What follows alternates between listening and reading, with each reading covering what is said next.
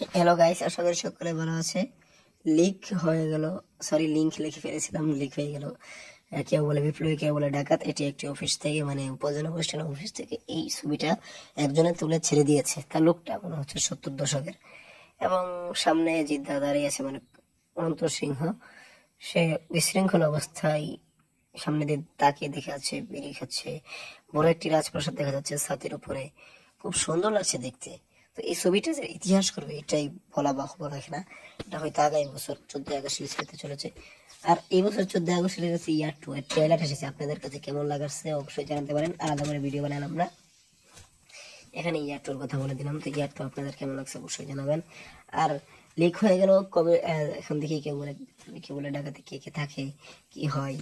আর এটা লিঙ্ক হবে না, লিক হয়ে গেল পোস্টার, এটা লিখতে চাইছিলাম। আর কে, মানে কে বলে বিপ্লবী, কে বলে ঢাকা, কে বি এইভাবে লিখছে যে এটা বলেছে। থ্যাংক ইউ, ধন্যবাদ।